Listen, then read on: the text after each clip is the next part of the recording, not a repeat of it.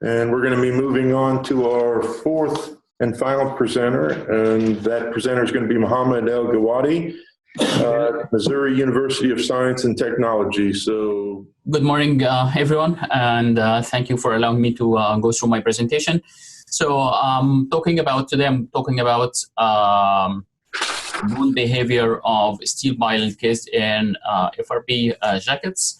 I have a several students helping me on this project.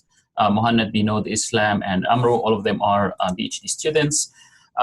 Here in Missouri, we have closer to 25,000 bridges. Out of those, we have 10,000 that need maintenance, and we have 3,000 that's structurally deficient, and 700 need immediate repair. Many of those bridges were constructed over steel edge piles. Missouri actually is the fourth largest state in terms of the number of freeze and thaw cycles. So having these freeze and thaw cycles combined with de-icing solutions for the de-icing, that combination end up with a lot of corrosion for our steel piles. So we have right now closer to 700 bridges that need maintenance, bile maintenance, edge piles maintenance. And out of those, we have 80 that because of the corrosion on the edge piles, we end up with 80 bridges with limited loads, so reduced loads on those. So here are some examples from the state and out of the state. And you can see there is a severe corrosion on the web. Some of those examples over here, you don't have even web on some of the pictures over here. And with this severe corrosion, you end up with failure similar to the one over here. So many states has their own measures for repair. So one of these measures over here from Georgia DOT, they just go to existing corrosion and they add steel channels using bolts. Another solution is over here, Oklahoma, they do concrete encasement. This is a commercial solution that's available using different sorts of advanced material which wrap the corroded section. While there has been many research or many proposals on how to repair the steel piles, research actually on steel piles are limited. So the question that different DOT always asking, okay, how we can do assessment for existing corroded piles, how much remaining capacity on those piles. So this was our first objective, is to determine how much residual capacity, and then we look at how we can repair those piles. And also at the end of the conclusion of this project, actually, we are looking for durability of the different options that we are going to propose. So for assessment of corroded piles, we worked on two different approaches. The first one, do mechanical reduction on the cross-section of the pile to mimic corrosion. So over here, we have a different options. One of those is to reduce to do a cut on the web, on the flanges, as well as we just reduce the thickness of the web and flanges, or a combination of those options. So this was one approach, artificially reduce the cross-section. The second approach actually is we worked with MODOT, and we have some of these piles that were in the ground for a while, and while one of the bridges, we get those piles back to the lab and do some testing on those as well.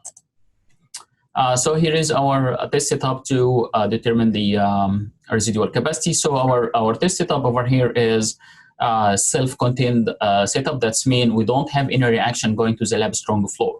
This allowed us actually to go very far with the axial capacity.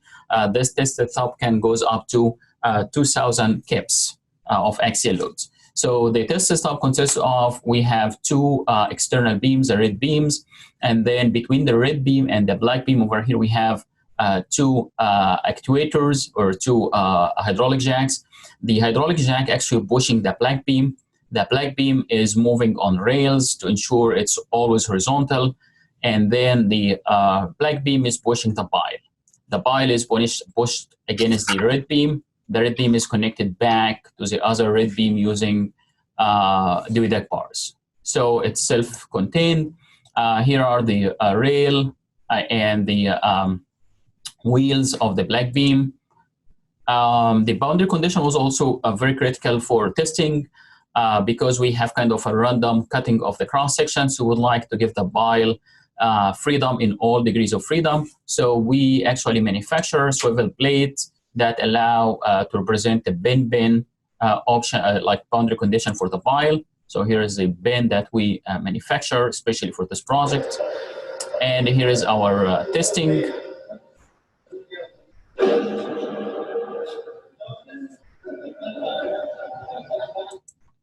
So this was the first step, is to determine the axial capacity.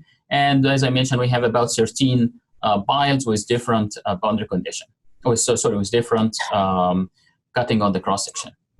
So our idea here for repair, since MODOT is always concerned about how can we determine the extent of the corrosion, what we propose for them is to bypass the corroded section. On this case, you really don't need to know how much is the capacity or how much is the extent of the corrosion. So what we propose here is to have a repair option that's bridging. So the repair would take the load from the good cross-section of the bile, bridge the corroded section, and going back to the good corroded bile. In this case, you ignoring the corroded section as if it is just a gap. So we don't consider any strains from the corroded section. So this would be on the conservative side, and we have different options over here to investigate whether we are going to provide some reinforcement with the repair, whether we are going to have head studs or just rely on cohesion and deflection of the solution. So we started with the classic solution, let's call it like this, where we have a concrete encasement with and without fiber, carbon fiber. So we have, these are the H piles, so those are about 85% of the piles in Missouri over here are the one that's 10 by 42. So those are the one that we used. There are a little 10 by 49, but the majority is 10 by 42. So those are the one that we use on this project. And then our concrete encasement has a diameter of 20 inch. And we would like to determine on the first part here, we'd like to know how much can be transferred by adhesion, how much is the friction, how much you can get from the mechanical interlock if we provided head studs. So here is the first set of our testing. So we have 5 different groups. Group number 1, we just have encasement, concrete encasement, no studs or no fiber reinforced polymers. We looked at different options of concrete. So we looked at conventional concrete, high early strength concrete, geopolymer concrete thermally cured, geopolymer concrete ambient cured, UHPC, polymer modified concrete. So we looked at 6 different types of concrete. And for each one of those concrete, we determine what is the cohesion. And then for the second part, for the second group, we look at providing different, like conventional concrete, with different sort of carbon fiber reinforced polymer as wrapping. The third group, we combine the carbon fiber, conventional concrete, and the head stud. The group number D is the number of studs. Group number E, the location of the studs. So sometimes we have the studs on the flange, sometimes on the web. Is there any preference? So this is the group number 1, and just a concrete encasement. And for concrete encasement, we look at different strengths. 10, 20, 30. This is mainly for conventional type of concrete. For polymer concrete UHPC, we actually went up to 2.5 inches. So a very short development length here, or embedment length. So providing a lot of strain gauges on the biles before testing. Every bile has a 70 strain gauges. So the test over here, we do testing what we call push out. So the idea is to have a gap underneath the bile. So this is how we created the gap. We install the bile on top of the foam, and then we have a sonotube where we fill between the sonotube and the bile with concrete. So now you created a gap underneath the bile, and then these are just a bile with the different lengths. This is a thermal curing for the geopolymer. So what we are doing here, we have those on the MTS machine. We are pushing the pile. We have a gap underneath the pile, 2-inch gap. So when we push, you transfer the load between the pile and the concrete using cohesion and friction. We did the material testing for the piles and for the carbon fiber. And then for group number 2, we are working with carbon fiber. We don't want to provide the solution for only one commercial product. So we worked with different companies for the carbon fiber. So our solution would be generic. These are the shear studs. Here are some specimens ready for testing. After testing, all the specimens fail more or less on the same mode of failure. There are some differences, but the general mode of failure is the same. So we start typically with a diagonal crack extending from the tip of the pile to the end of the concrete encasement. And what's interesting is for the geopolymer concrete, we found a very interesting phenomena. It's always because of the difference in material, we find a very thin layer of water that trapped between the concrete and the steel. We're still working on this phenomena, try to capture exactly the characteristics of this thin water layer. And this is why, if you look at my picture here, the geopolymer concrete really came completely out, and it's very clean, kind of separated from the steel pile. Again, more concrete failures. Failure of the carbon fiber, we have seen 2 different types of failure. Either debonding for a certain commercial type of fiber. For others, we see actually the steel and the concrete between the 2 flanges make like a block, and the whole block is actually separated from the concrete. Rupture of the shear studs and bending, and then we determine how much is the tau, how much shear stress can be transferred for different strengths.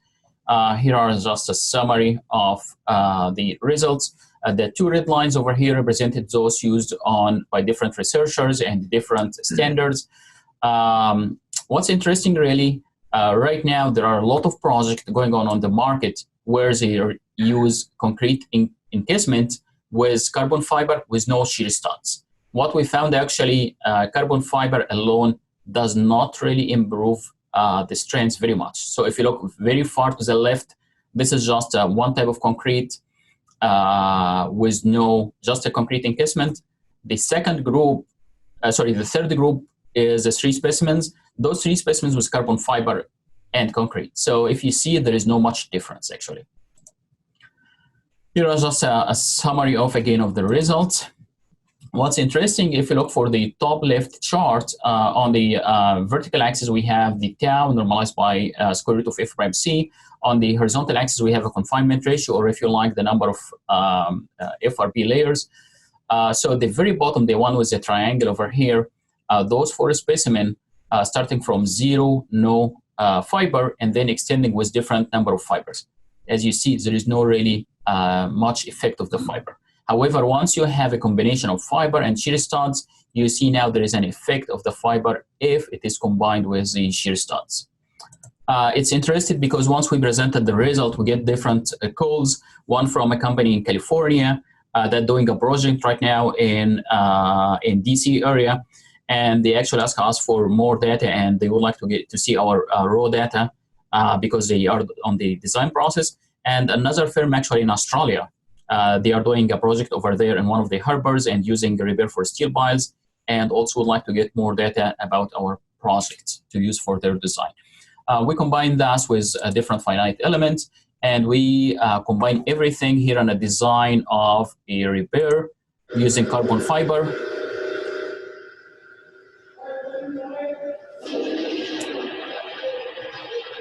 So as you see, the repair was successful in moving the rupture to a section outside of the repair section.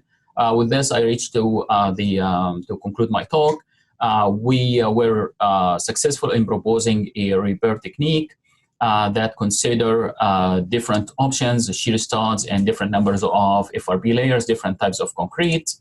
And I would like to thank my sponsor, Mid-America Transportation Center, MoDOT, QuakeRab, Skylines. And finally, this is the fantastic group of students working with me. Thank you so much. So do we have any questions for Dr. ElGawady? I can start. I think this is where Kent was getting at earlier when you were talking. I think, Kent, you were talking about this project maybe?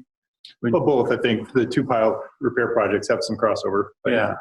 But so I thought it was interesting. I'd like to hear more. I wish it was more than just 10 minutes.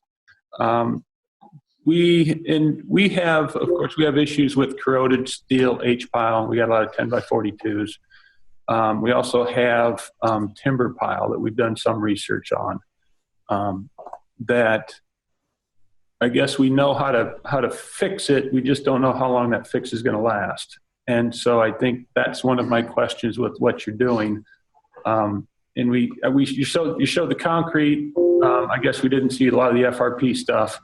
But part of my question is, when you do this and you repair it with the concrete jacket, how long do you expect that to last, and how much of what's going on inside with that deteriorated steel as it continues to deteriorate? What does that do? You can't see it anymore. And is the concrete taking all the load, or is the steel still taking some of the load until it deteriorates even further? So that was a long question. I'm sure there'll be a long answer. Okay, so we'll start from the easiest part, the last part. We have strain gauges inside the corroded piles, so we can see the load sharing between the concrete jacket and the jacket and the steel pile. Certainly, there is a load still going through the steel pile. However, when we prepare our final design here, we neglect the load that goes through the steel pile, assuming just a gap on the pile. So it's like you have two piles and the gap between them, and then you encase everything together with concrete. And the only reason that we did this is to avoid going through the debate how much reduction on the cross-section occurred on the corroded section. And working with MoDOT, they think this is probably a practical good assumption. For durability, how long the things are lasting, this is part of this project or envision of this project. We are going to have four tanks where we have a salt solution, different temperatures, and then we are going to have all these different. So we looking at about 6 or 7 different solutions for repair. So we are going to do more like a short-term life cycle assessment. We're looking at initial investment, how much you are going to, the cost is, but also we are going to have all these solutions side by side in the tanks with different temperatures. And these tanks will go through cycles of dry and wet. So the tank would be full of water for a week and then dry for another week. So going through these cycles, including the de-icing solution on the water as well, and hopefully we'd come up with, okay, these are, the one that deteriorated faster than the others. Okay. Now, and thank you. Okay. And the good and the bad part about bridges is we never know how long this stuff is going to last. I know you're going to do accelerated deterioration, but, we'll talk to you in 20 years to see how it worked. So did you have, did I hear you say you tried ultra high performance concrete in one of those concrete sleeves also? Yep. Okay, and that's one of the specimens that you have? It's not in this presentation because it's still ongoing. So the UHPC is ongoing. Okay, that'd be interesting. Thanks. Welcome. The one that really, so far, the one like strength-wise, the one that gave really a fantastic result is the polymer modified concrete. Because whenever you don't have any shear studs on your thing, you just rely on cohesion. This really came fantastic. 2.5 inch, 5 inches, you can develop the full strength of the pile. Okay. I have a follow-up question actually. Mohamed and I actually checked once we probably need to monitor them. In order to see these complex old and new combination and the effectiveness, probably the best way is you embed the sensor, monitor. We happen to develop a very effective sensor. We can tell engineer how much mass loss over time directly. So Mohamed and I discussed once or twice, but we haven't developed a plan to do something like that. And the sensor happened to be also very cheap. But the equipment is expensive, very expensive. You don't need to leave equipment on the side, so you can instrument them, and then periodically, if you need to see what's going on, we go there, take data, and then report whether there is any corrosion happening inside already or not. So that's another approach to address long-term concern about these type of composite actions. Great. Well, I guess I have a different take. We tried all this stuff except the UHPC, by the way. So we did the CFRP wrap with the company. I want to mention that for Nebraska, anyway, we're probably a little bit different than MoDOT, that we don't really have good maintenance bridge crew to go and repair those on the spot. So really, granted, those complicated ones, we have to get the contractor specialized and everything. So that's a little bit. So we need something simple. And I don't know. And we tried the concrete jacketing. What's easy but bulky. Actually, Dr. Steinman, he's on the line. He did the testing for us, and comes very bulky, which is easy. So that load becomes very concerned for us. Maybe not, but we tried the jacketing, and so we have all the stuff, and I'm sure all the state did all the stuff. The question is, what are you bringing to the table? I like the stuff, maybe an idea. What are you bringing to the table? Are you gonna? I mean, we've been doing those for a while. So, is there something new you're thinking which is be easier? And obviously, we need cheap, economical to do it, whether by state forces, people, which is certain equipment, and just do the repair there instead of mobilizing big contractor and all the stuff. Do you have this in mind when you were developing your options? Yeah, one of the options, MoDOT has the same concern. They don't also have enough crew to do the repair. So, and also for emergency repair. So they would like to have something that's easy to handle and also fast. So we developed UHPC blades. So these UHPC blades is designed such that we are controlled by the weight. So these plates would be capable of carried by a couple of workers, and it's a UHPC reinforced with carbon fiber. So it's a combination of carbon fiber mesh inside the UHPC plate. So with this, we reach to probably a thickness of 1 inch, 1.5 inch of UHPC plates that would be developed to the construction site, including already places for the holes for the screws. And you provide this, you add the screws to the, so it's really screwing the UHPC to the pile itself. So this is one of the options that's should be fast. The polymer concrete, you don't need to have a bulky with polymer concrete. Polymer modified concrete, as I mentioned, you can really have a very short jacket. The only issue with the polymer concrete is the cost. It's expensive. And the other solution also, looking for the fast solution, is to use protruded sections.